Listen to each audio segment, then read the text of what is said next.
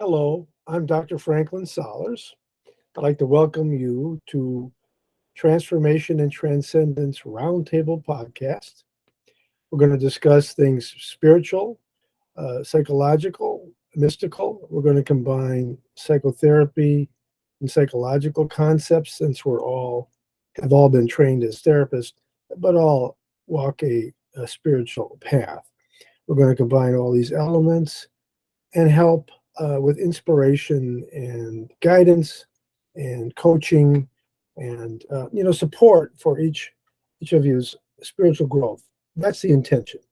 So we'll rely on case material. We'll rely on ancient wisdom as well as psychological awareness, depth psychology, Jungian psychology, Bionian psychology, different kinds of depth psychology that can be of help to you. So thanks for joining us, and we hope you enjoy the journey, and we hope to be of service to you and help you in your growth. That's our mission. So thank you, and here we go.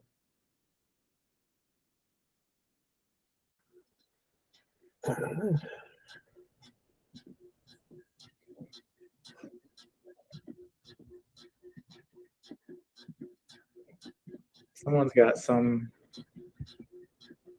kind of music playing in the background. Yeah, not me. Does anyone else hear that? He has for a clock or something, but It's pretty groovy, actually. Okay, let's see. If it's I have a fan on the side. Maybe that's it. Oh, wow. Natural music. I can shut it off. So hello, welcome into Transformation and Transcendence Roundtable podcast. We talk about things spiritual and psychological, counseling, coaching, things that will improve your emotional and spiritual growth and, kind of get you going in the direction of advancing your life and yourself and all that kind of thing. So today we have with us, at least so far, Farid Elazabah, a life coach and psychotherapist. Hello, everybody. And Ben Bennett Carpenter, a life coach and author, right? Author. hey everyone. Yeah. Okay, so I just want everybody is tuning in various ways. If it's on the podcast later or live, please like and subscribe to the YouTube channel and share it and share your interest. And also, if you're on any of the other platforms, Spotify, iTunes, etc., just like and share there too. And we have a couple of things. One is we do have a life coaching platform called Transformation and Transcendence Life Coaching. And you can find us online. If you include Franklin Solers in that, you'll get it easier. We're based in Michigan, but of course we can talk to people all over because we can do video conferencing, and we can do it that way. Another thing, we have a new recent book out. It's called Food for Thought, Psyche, Spirit, and Soul. And Farid and Ben Bennett Carpenter, and now Joshua Morrow, who just joined us, he has a poem in the book. So that's on Amazon.com. So if you're interested, it's like stories. Some of the stuff is really memoirs. We have some kind of work we've done with people that's on there. We have some of our own self kind of examination and sharing about things we've encountered and things we've gone through and, come out the other side, because it's really about spiritual and emotional growth. Some of that can have even sadness in it, but it's that it's dealt with and moved through and that kind of thing. Or what's the redemptive qualities of even difficult experiences, that we have. So it's a bit of a memoir of various people, just short snippets of memoir. And it's also a little bit of teaching and poetry, and there's sayings and that kind of thing. So anybody want to say anything more about the book, since you've all three made contributions? Well, let's just say it's very readable and full of lots of rich material. So yeah. And just as a as a side note, some of us, we value what you have presented over the years, Dr. Solers, and so this book gives us a little bit of an insight to your own story, along with a lot of other people's stories like our own. Yeah, that's right. So I was talking about it yesterday. It's a bit of a memoir. I mean, not completely, but things that we've gone through. I've gone through, and the struggles and the redemption and transformation that has happened. Really, of course, there's still struggles, and facing our struggles with a sense of equanimity and acceptance, and even kind of exciting anticipation of, by accepting it and working on ourselves, what will be the outcome, right? What transformation will come around the corner from the self-work and self-examination, without getting down and fretting and getting moody or angry at life because you get some lemons sometimes, right? That kind of thing. Okay, so we're going to go on. We're going to talk a little bit today. I think, Fareed, you wanted to start today, so that's great. Go ahead. Let's see. Thanks, Dr. Solers. So today I would like to talk about the concept of being yourself. And as cliche as it might sound, I think it might be a very illuminating topic for us to discuss. I think that a lot of ideas out there have just been taken up by the public common understanding, but by being taken up in that way, they've also been covered up in a way. And I think sometimes when that happens, we can lose touch with the original meaning of these terms and ideas that was once very powerful, but now they've kind of been leveled off, now that they've kind of entered the common parlance, so to speak. So that's my goal, hopefully, for today, is for us to kind of really explore in a thoughtful way, what exactly do we mean by being yourself, particularly when we recommend it to people. I'm sure everyone here has had a situation come up where you felt the best piece of advice to give was, listen, just be yourself. How should I act in a given scenario? Should I do this? Should I do that? Just be yourself. What should I choose in this set of circumstances? This or that? Just know what your values are and then be yourself. So I'd like to start off with a very simple question, and I hope no one overthinks it. What do you think it means to be yourself?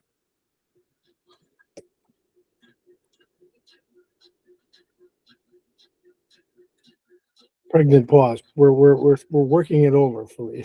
Maybe it wasn't as obvious as No pressure.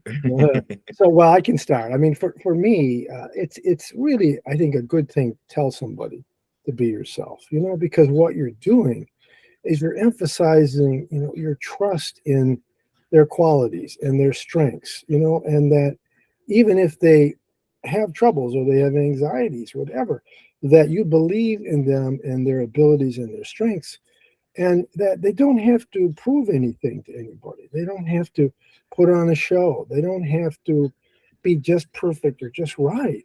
Just kind of be yourself by way of like asserting what you need or what you want or your position or what you have to give. Just putting it out there in a way, not to triumph or anything, but just to give something to life, your friends, your community, the place you're going, wherever it might be. If it's a meeting, if it's a court, if it's a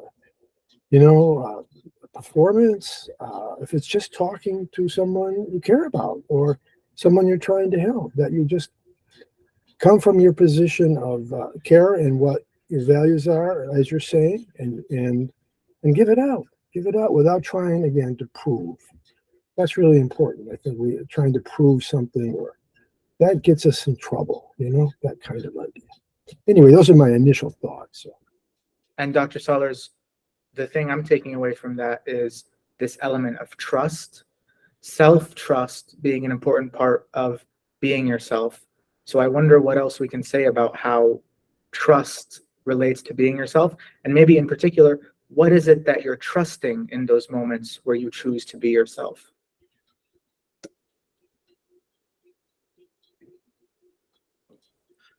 Well, maybe I'll just jump in there on this. Is a great question on the question of being yourself, and maybe I'll pause for just a second on the trust question and maybe we could circle back around to that one. But I mean, one of the things I think of right away with the idea of being yourself is that people can have multiple responses to that, but I sort of think of two right away, which is kind of one is sort of, oh no, the pressure is on. Like I was sort of joking there a second ago. It's like, oh, be myself. What, and partly because it is out there in the culture so much that even though it seems like it should be really straightforward, people right away have a perception of what that is, and right away they kind of miss the whole point, which is now I'm going to put on some sort of performance of what myself is. And so then right away, it's, even though it sort of just undermines the whole idea of it right from the beginning. But on the other hand, I think for other people, it's a huge relief. It's like, oh yeah, I can drop the performance, or I can drop the kind of the screen or the characters that I'm trying to put on or what have you. Yeah. So Ben, if I'm hearing you right, you're saying the alternative to being yourself is this tendency we may have to act in a certain way that's performative and directed towards the other, and directed in particular towards fulfilling certain standards that other people may have. That's definitely a big one. Yeah, absolutely. Mm-hmm. So I guess the next question that may help us to further this dialogue is, what leads us to that tendency? I'm sensing this dichotomy between trusting ourselves and allowing ourselves to be ourselves versus being other oriented, putting on a performance, and kind of, in a sense, forfeiting our self-being to the other, to the they, so to speak. And I wonder what leads to that tendency. What gets us lost from being ourselves? I'll jump just right back in there real briefly. That to me, part of this gets back to the trust thing. Because like, hey, if I don't trust myself or I don't like myself, then if it's like, hey, be yourself, it's like, whoa, no. I don't know about that. Are you sure? And sometimes I kind of go to these extreme examples. But if it's, I don't know, if someone's like a serial killer, and that's like, this is my true self. At least that's what I think. And so it's like, be myself. I mean, so then it's like this blank slate for evil. Anyway, that's a totally extreme example, but just maybe we have less extreme examples like, well, I'm really like a super selfish person. So are you sure you want me to be myself? And so kind of that lack of trust. I don't like myself, or other people don't like me. And I think that's part of what gets all mucked up. To me, it's when somebody's trying to put their best foot forward. It's not about serial killer. That we'd have a different dialogue with them, perhaps. Like, what can we do to help you, manage your impulses? That might be the dialogue we have with someone like that, because we have had people that, as therapists and coaches, especially therapists, people who are impulsive and they do things that are self-destructive and other destructive. So that's a different dialogue than someone who's, fairly healthy and trying to do their best in life, right? And that's their assertion. Even if they're not that healthy, if they're trying to do their best, if that's the impulse and they're trying to move their life somewhere, or, in a situation that might be stressful, that kind of thing. So the phrase, I'll say this very quickly, and I know, Josh, you were going to say something before. The phrase that's coming to my mind, and Ben, let me know if this kind of captures what you're saying. Some people don't trust themselves enough to be themselves. Absolutely. Mm-hmm. Yeah. And I appreciate your comment too, Dr. Sellers, but it's sort of like, if we can kind of bracket those extreme examples and bring it back to a lot of our discussion is probably people listening to mostly is like, hey, we're all trying our best, and we're kind of within this range of, we're looking to grow in a significant way here. Yeah. That's I lost where we're going with, but that's right. Yeah. And I guess Joshua, you want to come in? You got something you want me to go on? Okay, go ahead. Okay, yeah. Um, that I think that is really what you were saying, Ben, in relation to what you were saying too, Fareed, was like, what are we identifying with when we say ourselves? So if it's this really like nasty part of ourselves, if we think our true self, that like our authentic self is really selfish, then we're not going to want to be ourselves because we think that that is bad. And so and then if we have like, I was just thinking about like these masks, people wear these masks. And if you have like certain types of childhoods tend to promote this psychological development of wearing masks. And I would say that that's linked with the shame of feeling like I'm bad. Intrinsically, that thing, that self that I am is bad. And so I can't show it with anyone. So I have to wear all these masks. And then you don't even know yourself because you spent your whole life living as these masks. And it makes it really hard to trust yourself and to be authentic because you don't even know who that is or what that is, and two, that you think that it's intrinsically bad because of the shame. And so that's why I think a lot of different spiritual philosophical traditions sort of paint this journey of life as finding yourself. It's like you don't just know who you are, you just don't know yourself. You have to discover that, you have to learn that. With you saying that, Yeah. Josh, it's making me think we've now established two obstacles, so to speak, to being yourself. The first one is what you refer to as an elaboration of what Ben brought up, being if we have this vague sense that we're bad, we're not okay, we're not allowed to bring ourselves to bear fully as our full true selves in the situation, that may lead to the kind of withdrawal and masking that you're referring to. But what's coming to my mind is it can even be something positive that leads to that masking. What do I mean by that?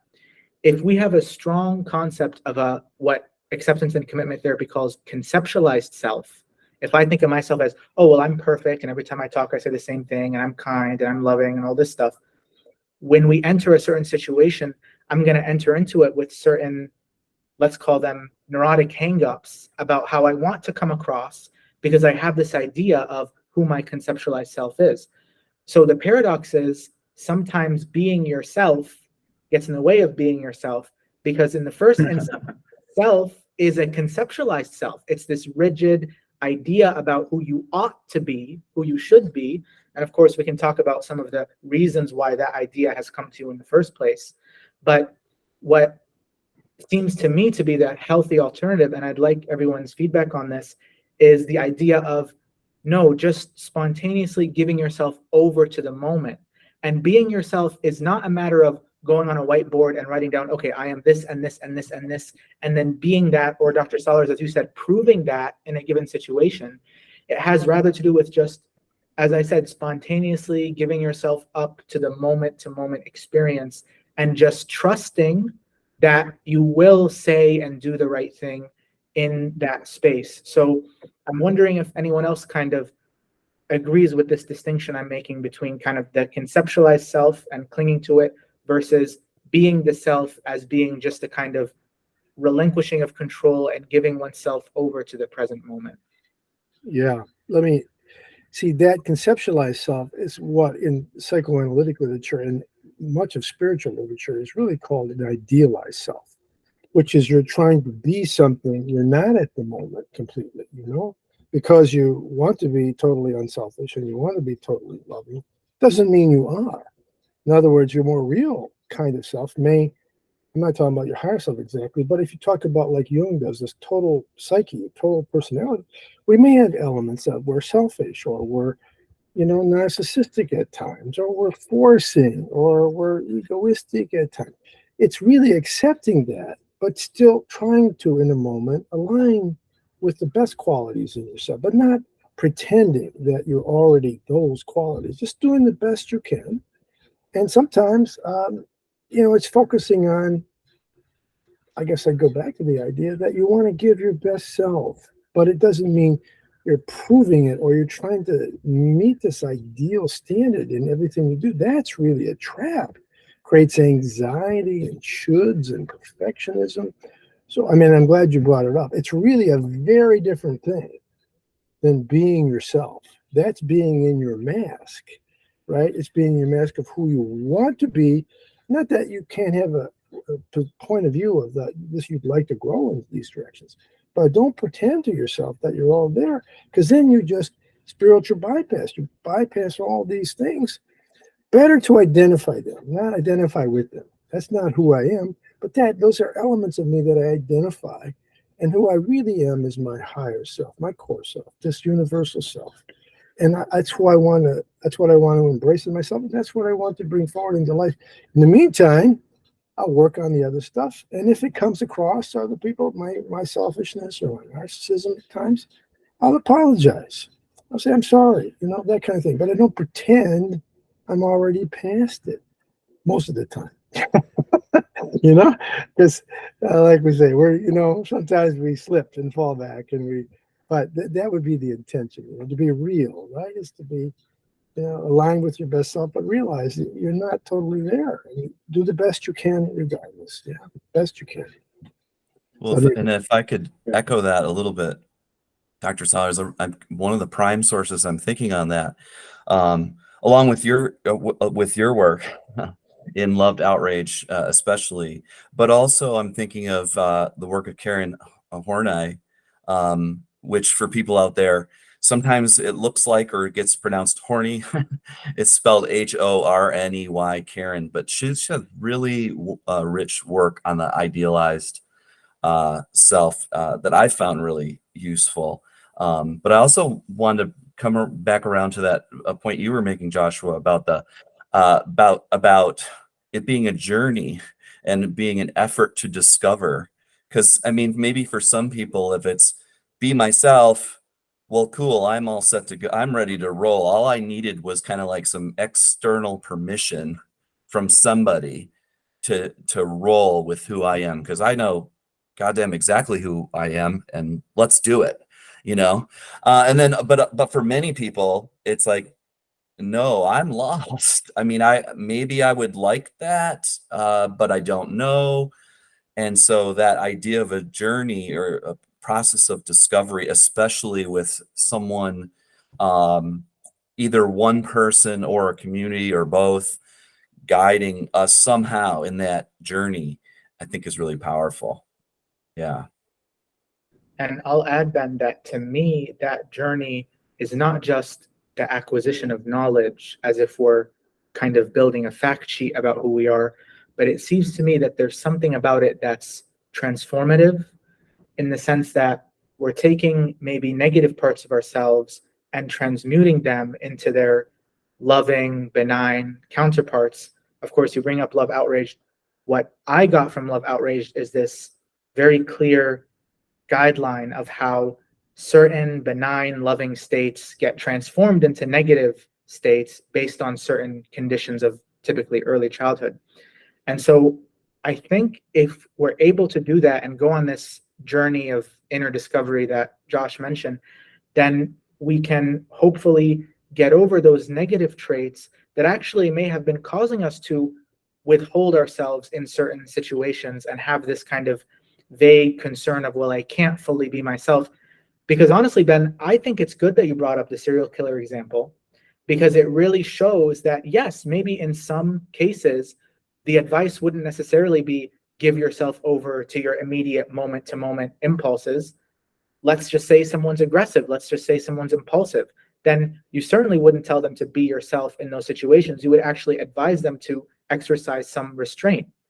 But I guess the idea would be, if they can go off on a meditative retreat, let's say, or flee up to the top of a mountain and kind of meditate and think about themselves, then they can discover themselves insofar as they're getting to the root of those negative impulses and negative traits, finding the kind of loving, benign person they really are, maybe their core self. And then when they come back to society, maybe then the injunction to be yourself becomes valid, because now they can give themselves over to their moment to moment experience, because they've kind of reconnected with that part of themselves that is loving and benign and so on. So that's kind of my best attempt to draw in all of these aspects we've been talking about. But certainly I agree with Josh that there is a kind of process of self-discovery and journey of kind of inner reflection that helps us to be ourselves. And that's what we try to do here. And Josh was going to press the button, but so I'm going to do this shortly. But this is what we try to do with our coaching, right? We try to transform the shadow or the lower self or the negativity into positive, because wherever the darker the devil, the brighter the angel. If somebody has hostility, it may be distorted self-assertion, it may be defense against, the surrender to love that they feel is too scary, so they mask it with negativity, anger to create distance, that kind of thing. So there's many reasons we quash our loving qualities. This is what we attempt to do here, all of us, I know, in our work. So I just putting in a plug for what we do in a broader way, not just going on top of the mountain, which is a good thing to go on top of the mountain. I can't climb that high. Anyway, I'm scared. But maybe it's in the session room, right? That kind of thing too, that you find you find your advancements, a steep and narrow path, right? That you find through self-examination and self-transformation. Okay. Yeah. So, yeah. I guess where I was going with that, to clarify what you guys were saying, was I work with this idea about, obviously you guys know I do the internal family systems, and that's a whole bunch of that is, well, trying to identify what is this true core self and what are just these parts. But this idea of we're adapting to our environment. Like, our psychological system is designed to adapt to our social environment, our spiritual environment, our psychological environment, the just our environment in general. And so one of the things that I found in my life is that sometimes I can't be my true self, because when I bring that out, it's not, I don't get received well from the environment around me. And in some of my reading, they talk about how these, like in certain family dynamics, is that when the child starts to exhibit these aspects of their true self, well, they get shut down in some way, or they get punished for having that part of them come up. And so then they learn, oh, I can't bring out my true self. I can't let it be seen. And I still experience that as an adult in the social world. And so I just wanted to bring up the point that, like, maybe sometimes you can't be yourself, and you can still know who you are and be yourself. But like, I remember I was reading the I Ching, and there was one of the readings that I got with my friend Sarah was talking about this, where it's like, if you're in a certain type of environment, you have to hide your light, because if you expose it, then it will be used against you. And so not the nicest sounding thing, but I guess a subtlety I'll just throw in there and see what you guys have to say about it. Sometimes the people in your environment can't handle it, so we do have to sometimes read the room. Have to read the room. But you'd still need to, really, if you want to be emotionally healthy, you have to align with that inner self, even if you can't speak it fully, because it may scare somebody, or they may feel contemptuous of it. And sometimes you do it anyway because you want to carry the day, you want to carry the moment, and you're willing to risk the rejection or criticism. Other times, not so much, because you just feel like it won't be helpful. That comes into play. Well, and let me just say, Josh, the subtlety you brought up, I actually appreciate it, because whenever we're developing an idea, I am always interested in the little kinks and the little things that seem to be a counterexample. So I don't want you to feel that, you've kind of undermined anything. This is exactly what I want to try to do with this dialogue, is to take some of these obvious parts of being yourself and challenge them, because I know by integrating them into our understanding, we'll gain a better understanding of what being yourself is. Here's the counter argument I would propose to you, Josh, and I'd be curious what you make of this. Let's say someone in their quote unquote true selves is quite loud and bombastic. Okay. And that's just their natural selves. They've been that way their whole life. Now they find themselves in a given situation. Let's say it's a meeting at work where that kind of behavior does not jive with the work culture at all. Now, to bring up what Dr. Salar said, they're reading the room, right? And they're identifying, okay, this way that I naturally am, I cannot be for strategic reasons in this moment. Now, correct me if I'm wrong, but what you're saying, Josh, is in that moment, they wouldn't necessarily be themselves insofar as they're withholding that bombastic side of themselves.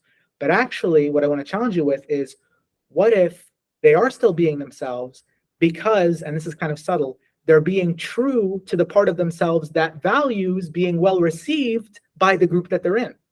In other words, I don't think it's a dichotomy of whatever comes up naturally and then sharing it. And if you can't share it, then you can't be yourself. I think precisely the thing that leads you to not share it is a part of you being true to some value you have. In this example I've just brought up, maybe it's valuing being part of the group. Maybe it's valuing not stepping on anybody's toes. So I only bring up that counterexample just to say it might be a bit more complicated than just, if I feel that I have to withhold something, that I'm not being myself, because after all, in the very decision to withhold something, you're probably being true to something that is just as much a part of yourself.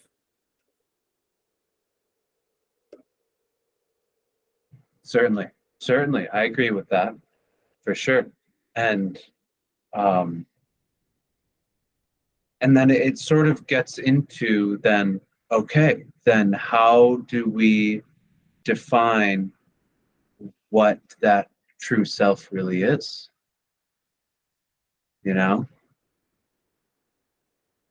And I will say, I'm glad you asked that, Josh, because I was thinking to myself before this dialogue, probably being ourselves will take us to this idea of being true to ourselves. And so the way I'd like to push this forward is just to ask the group, what does it mean now? We've talked about being yourself. What does it mean to be true to ourselves? What is the truth referring to when we say to someone, be true to yourself?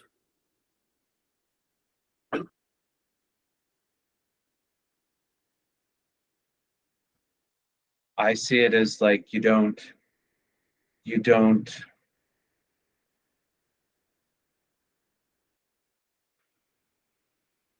that's a good question. Like you don't pretend to be something you're not. You can do that really easily for some sort of gain.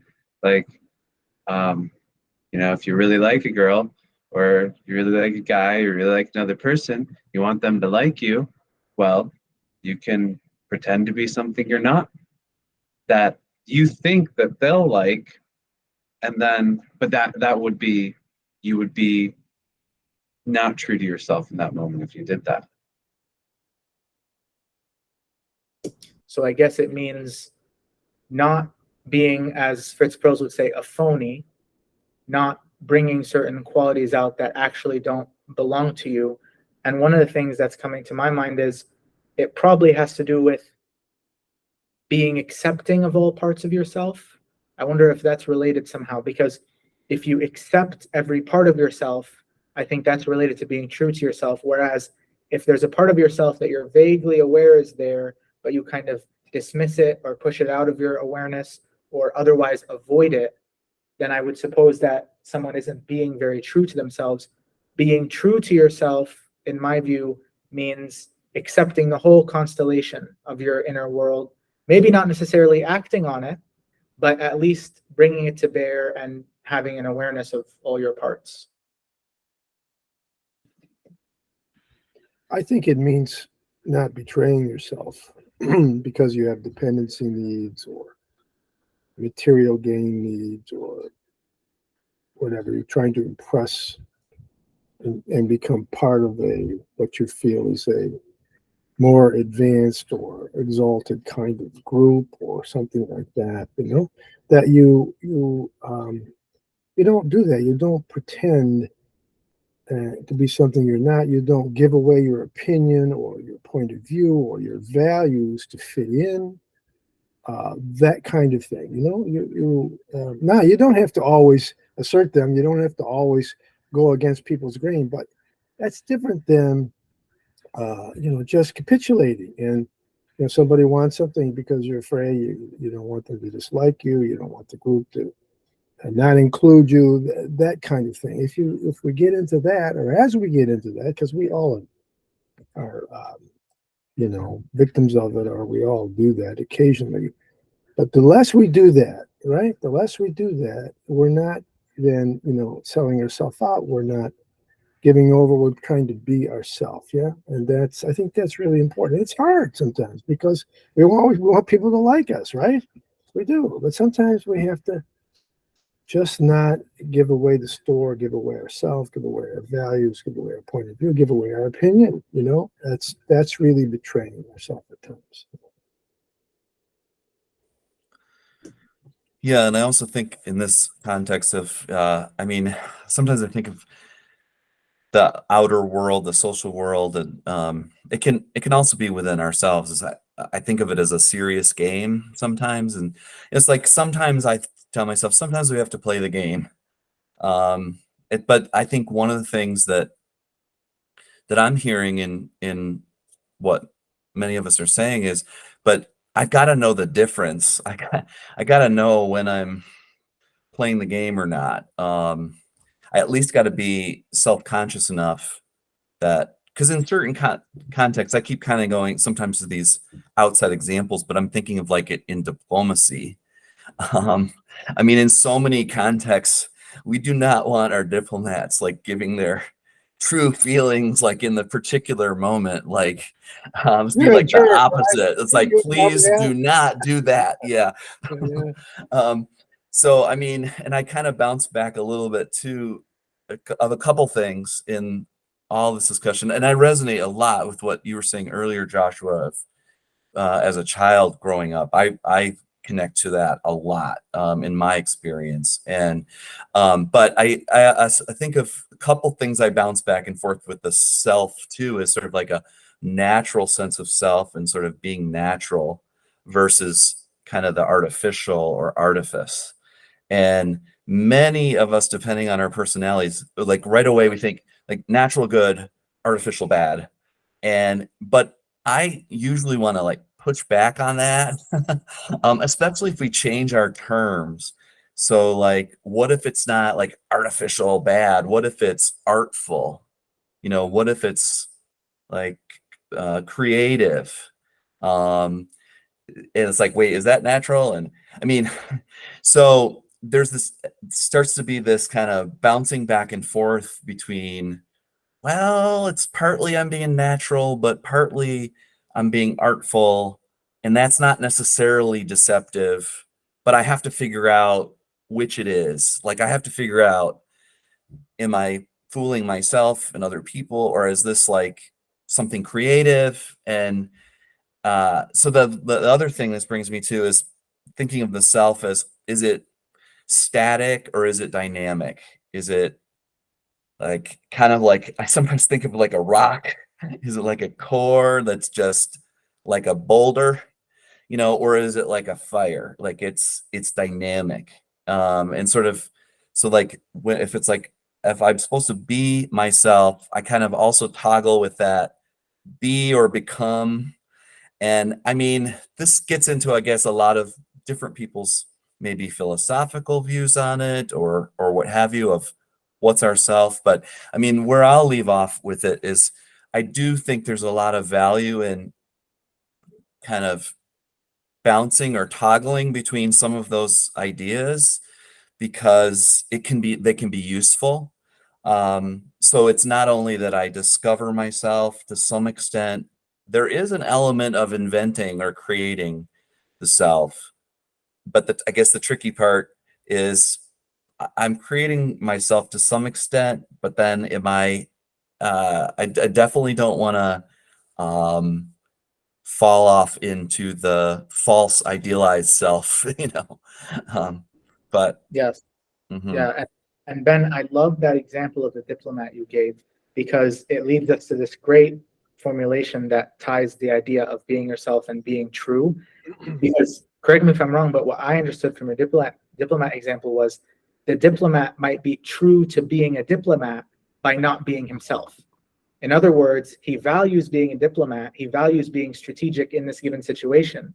But the way of achieving that is maybe not to be himself in that moment. It's to be the diplomat, capital D, this image, this artifice, but he's still being truthful in some way. Even though he's not being himself, he's being true to being a diplomat, which after all is something he values. It reminds me of something Slavoj Žižek once said, which is, when we think of virtual spaces, virtual constructions of ourselves, you go on some kind of an online platform, you pick who you are, you get to pick your clothes, you get to pick who you are. These things you can't really choose in real life. Just as you said, Ben, the natural assumption is, well, that's fake, that's bad. Who you really are is your true self. But what Žižek says is, well, no, actually, the virtual construction is that particular construction for a reason.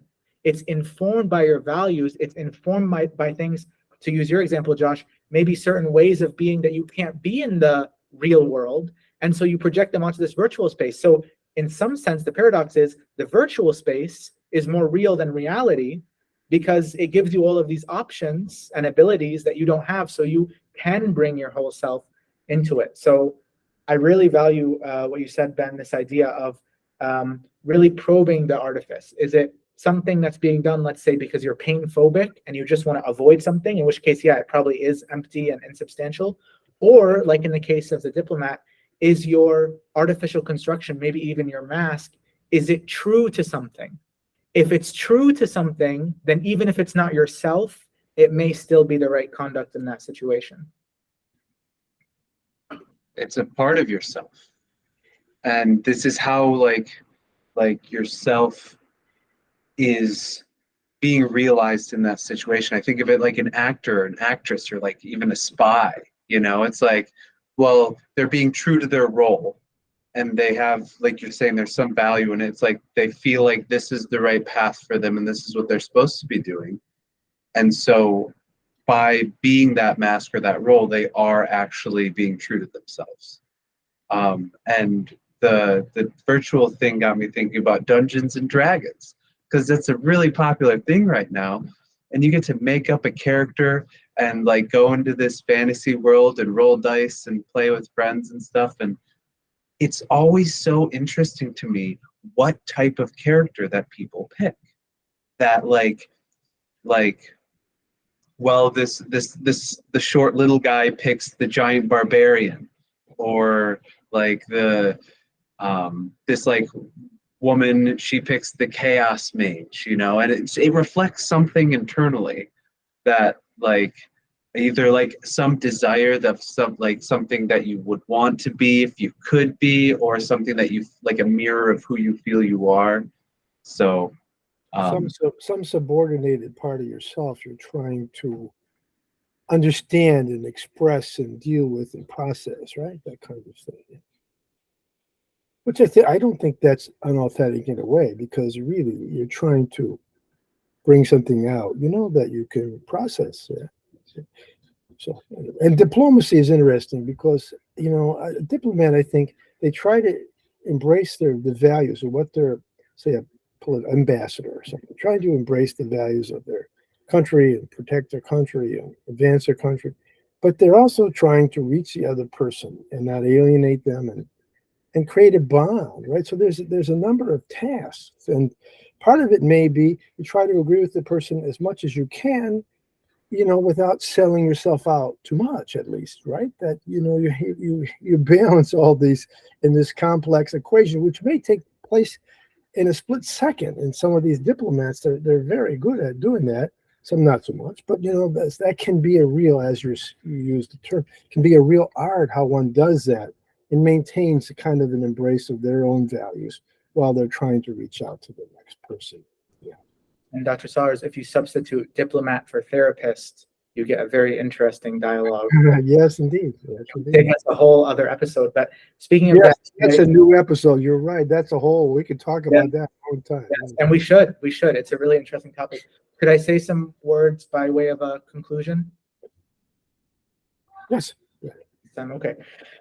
Thank you guys. Honestly, this was so cool. I genuinely feel that I've developed my understanding of being yourself, particularly my takeaway. And if anyone else wants to share sort of what idea they have now or what kind of subtle shift in perspective they have, for me, the real value of this conversation has been this relationship between being yourself and being true to yourself, and the ways that they're not necessarily always aligned. The masks, as you said, Josh, the artifices, as you said, Ben, sort of trying to understand what is it about us that we may like to project to others, and actually that being some aspect of what we're being true to.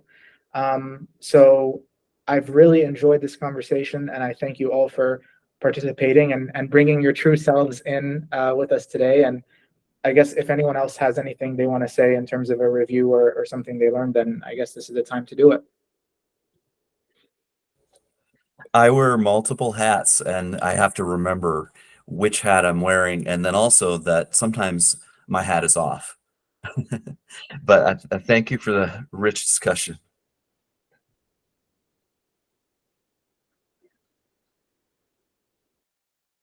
Yeah, same. It's been good. I'm not sure what to take away from it. I'll be processing it probably for the rest of the day. But yeah, thank you. It's good to be, your true self. It's good to be yourself. It really feels good. It's exciting. It really embraces the life force. It's excitement, really kind of personified and brought out. And it's complex. Sometimes it's not an easy task. It may sound easy, but there's a lot of, sometimes it brings us into play with disappointments or criticism or contempt. But mostly it helps us, be resilient and strong and rely on ourselves and move forward in life, with caveats that sometimes we have to balance it with these other things. So, yeah, complex as well as joyful and exciting. All right. Well, thank you guys. Yeah. Okay. Thank you, Thank you. Fareed, and everybody. Thanks. We'll talk to you next week. Have a great week.